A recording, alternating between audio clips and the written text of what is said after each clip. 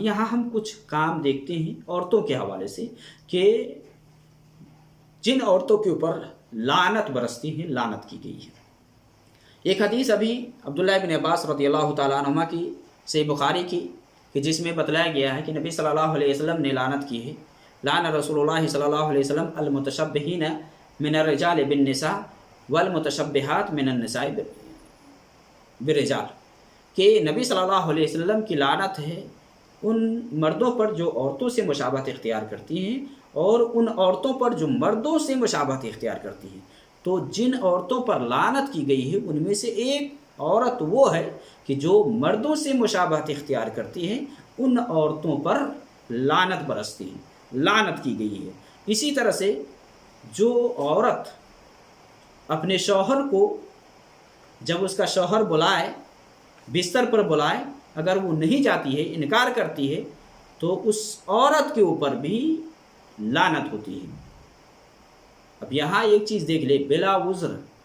بلا وزر اگر شوہر بلائے نہیں جائے، وزر ہے، ایسی صورت میں اگر شوہر بستر پہ بلاتا ہے تو ظاہر سی بات ہے کہ ایسی صورت میں شوہر کے لیے حلال نہیں۔ مالک ایک بیوی ہے حالت حیض میں جمع حرام ہے، یہ جائز نہیں ہے، تو ایسی صورت میں اگر وہ انکار کرتی ہے تو الگ بات ہے۔ لیکن اگر کوئی عذر نہیں ہے، بلا عذر، کوئی مسئلہ نہیں ہے، لیکن شوہر اپنے پاس بستر پر بلاتا ہے پھر بھی بیوی انکار کرتی ہے، شوہر ناراض ہو کر کے رات گزارتا ہے، تو صبح تک فرشتے کی لعنت ہوتی ہے۔ ایسی عورتوں پر فرشتے کی لعنت ہوتی ہے کہ جن کے شوہر بستر پر بلاتے ہیں اور وہ نہیں جاتی ہیں۔ دیکھیں حدیث ہے، آپ صلی اللہ علیہ وسلم نے یہ بیان فرمایا، یہ حدیث صحیح بخاری اور مسلم کے اندر ہے کہ اذا دعا الرجل امرأته الى فراشه فابت فبات غضبان علیہ، کہ ایک شوہر اپنی بیوی کو بستر پر بلاتا ہے تو وہ انکار کرتی ہے تو وہ غصے کی حالت میں رات گزارتا ہے شوہر۔ آپ صلی اللہ علیہ وسلم نے فرمایا لعنت ہو ہل ملائکہ، فرشتے اس کو لعنت کرتے ہیں حتیٰ تصبح، یہاں تک کہ وہ صبح کر لیتی ہیں۔ تو یہ عورت دوسری قسم ہے۔ پہلی قسم مردوں سے مشابہت اختیار کرنے والی عورتوں پر لعنت ہوتی ہے۔ اسی طرح سے جس عورت کے شوہر بستر پر بلائے، کوئی عذر نہیں ہے، پھر بھی وہ نہیں جاتی ہے، ناراض ہو کر کے شوہر رات گزارتا ہے، ایسی عورت پر بھی اللہ کی لعنت ہوتی ہے، فرشتے لعنت کرتے ہیں۔ لعنت حل ملائکہ حتیٰ تصبح، یہاں تک کہ وہ صبح کر لیں۔ اسی طرح سے جس عورت کے اوپر لعنت ہوتی ہے یا لعنت کی گئی ہے کہ اگر کثرت سے وہ قبرستان جاتی ہے زیارت کے لیے، تو یہ ملعون عمل ہے، یہ ملعون فعل ہے۔ کبھی کبھار اگر زیارت کے لیے جاتی ہے، اپنے اوپر کنٹرول رکھتی ہے، صبر و تحمل کا مظاہرہ کرتی ہے، روتی دھوتی نہیں ہے، تو وہ جا سکتی ہیں۔ بہت سارے علماء ہیں جو بالکل سرے سے منائی کرتے ہیں کہ عورت کے لیے تو جانا حرام ہے، جائز نہیں ہے نا، لیکن کبھی کبھار اگر جائے، وہ کنٹرول رکھتی ہے تو زیارت کے لیے، اور زیارت کا مقصد کیا ہے کہ جا کر کے وہاں مردوں کے لیے جو مدفون ہیں ان کے لیے دعا کریں، استغفار کے لیے، یا رفع درجات کے لیے، درجات میں بلندی کے لیے، یا آخرت کو یاد کرنے کے لیے وہاں جائیں۔ یہ ہے جیسا کہ نبی صلی اللہ علیہ وسلم نے فرمایا انی نہیتکم عن زیارت القبور فزوروها فانها تذکرکم الاخرہ، کہ میں تمہیں آخرت قبروں کی زیارت سے روکا تھا، لہذا آپ قبروں کی زیارت کے لیے جایا کرو، یہ آخرت کو یاد دلاتی ہے۔ تو کثرت سے جو قبرستان جاتی ہے اس کے اوپر لعنت ہے۔ اب یہاں دیکھیے قبرستان کیا، یہ تو درگاہ پہ جاتی ہے، حاضری دیتی ہے، وہاں نمائش کرواتی ہے بن سمر کر کے، وہاں کوئی آخرت کو یاد نہیں کرتی، وہاں یا آخرت کو یاد کرنا نہیں ہوتا، وہاں تو جا کر کے قبر والوں سے مانگنا ہوتا ہے، وہاں جا کر کے کنٹیکٹ کرنا ہوتا ہے۔ یہ تو زنا کے اڈے بنے ہوئے آج کل، ابھی کے جو یہ مزارات بنے ہوئے ہیں، یہ جو مزارات لوگ درگاہ بنائے ہیں نا، یہ سب زنا کے اڈے ہیں۔ یہاں جا کر کے کھلے عام زنا کرتی ہیں عورتیں، یہاں بچے دیتے ہیں، لوگ کہتے ہیں کہ بچے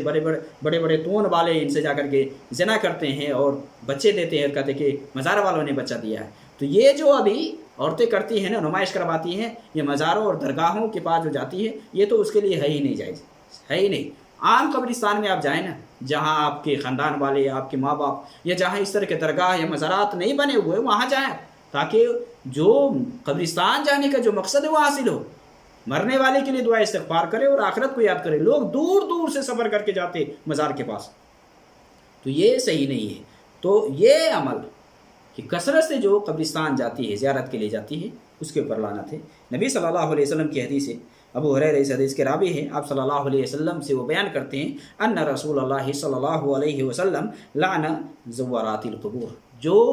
کثرت سے قبرستان جاتی ہے، زیارت کے لیے جاتی ہے، اس کے اوپر لعنت ہے۔ تو یہ بھی ایک قسم ہے عورتوں کی وہ کہ جن کے اوپر لعنت کی گئی ہے۔ اسی طرح سے جس کے اوپر لعنت کی گئی ہے وہ عورت ہے کہ جب کوئی مصیبت، کوئی پریشانی آتی ہے تو چہرے کو نوچتی ہے، گریبان چاک کرتی ہے، اور اسی طرح سے موت کو بلاتی ہے، واویلا کرتی ہے، جیسا کہ ابو امامہ رضی اللہ تعالیٰ عنہ سے حدیث ہے، نبی صلی اللہ علیہ وسلم نے فرمایا، ابن ماجہ کی حدیث ہے اور شیخ البانی نے اس کو صحیح کہا، جس میں ہے کہ ابو امامہ وہ بیان کرتے ہیں نبی صلی اللہ علیہ وسلم کے بارے میں، آپ نے فرمایا لعن الخامشۃ وجہا، یعنی جو اپنے چہرہ کو نوچتی ہے نا، اس عورت کے اوپر آپ نے لعنت کی ہے۔ اسی طرح سے وشاقت جیبہا، جو گریبان چاک کرتی ہے اس کے اوپر بھی لعنت ہے۔ وداعیت بالویل والثبور، جو ہلاکت و تباہی کا وویلا مچاتی ہے اس کے اوپر بھی لعنت ہے۔ گویا کہ اس طرح سے جو یہ نوحہ کر کے اور نوچتی پھاڑتی ہے نا، یہ سب کرتی ہے نا، اس سب کے اوپر لعنت ہے، ایسی عورتوں کے اوپر لعنت ہے۔ اسی طرح سے جن عورتوں پر لعنت کے سلسلے میں ذکر ملتا ہے وہ ہے کہ جو عورت گودنا گودتی ہے، گدواتی ہے، یا مان لے بال اکھڑواتی ہے، چہرے کے جو بال ہیں نا، بال اکھڑواتی ہے یا اکھاڑتی ہے، اسی طرح سے جو مصنوعی بال لگواتی ہیں، ان عورتوں کے اوپر بھی لعنت کی گئی ہے، جیسا کہ نبی صلی اللہ علیہ وسلم کی حدیث صحیح بخاری اور مسلم کے اندر ہے، جس میں عبداللہ بن مسعود رضی اللہ تعالیٰ عنہما بیان فرماتے ہیں لعن اللہ الواشمات والموتشمات، کہ اللہ نے لعنت کی ہے گودنے والیوں اور گدوانے والیوں پر، والمتنمسات، جو چہرے کے بال اکھڑواتی ہے نا اس کے اوپر بھی لعنت ہے۔ اسی طرح سے والمتفلجات، دانت کے اندر کشادہ کرواتی ہیں خوبصورتی لانے کے لیے، للحسن، تو یہ بھی ملعون، یعنی اللہ کی جو تخلیق ہے، اللہ نے جو پیدا کیا ہے اس کے اندر تبدیلی ہے، چینجنگ ہے۔ حدیث کے اندر ہے نا المغیرات خلق اللہ رب العالمین کی تخلیق میں تبدیلی کرنے والی ہیں، ان کے اوپر لعنت ہوتی ہے۔ تو جو گودنا گودتی ہے، گودنا گودواتی ہے، جیسا کہ دوسری حدیث کے اندر ہے نامسات والمتنمسات، یعنی جو گودنا گودتی ہے اور کیا نام ہے بال اکھاڑتی ہے اور اکھڑواتی ہے، یعنی ایک تو ہے کہ واشمات ہے، متنمسات متشمات ہے، یعنی گودنا گودنے والی، گودنا گدوانے والی، اسی طرح سے نامسات بال اکھاڑنے والی، اسی طرح سے متنمسات اکھڑوانے والی، اسی طرح سے دانت کے اندر کشادہ کرنے والی، جو فاصلہ دلواتی خوبصورتی کے لیے، ان سب کے اوپر لعنت ہے۔ اسی طرح سے نبی صلی اللہ علیہ وسلم کی حدیث ہے، آپ صلی اللہ علیہ وسلم نے فرمایا کہ اللہ کی لعنت ہے جو بال جوڑتی ہے اور جوڑواتی ہے، مصنوعی بال لگواتی ہے، بہت ساری ہے، جیسا کہ حدیث بخاری کے اندر ہے کہ آپ صلی اللہ علیہ وسلم نے فرمایا لعن اللہ الواصلہ والمستوصلہ، کہ جو بال جوڑتی ہے اور جوڑواتی ہے، ان کے اوپر اللہ کی لعنت ہے۔